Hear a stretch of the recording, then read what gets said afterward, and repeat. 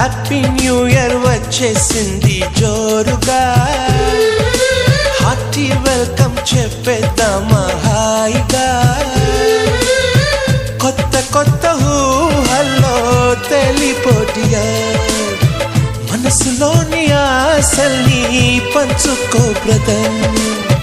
గుండెలోని భావాలు గుప్పుమన్న ఈ వేళ, కదిలల్లే కాలపు కన్నెకి టాటా చెప్పుదామా. జనవరితో అడుగులు వేస్తూ ముందుకి పోదామా.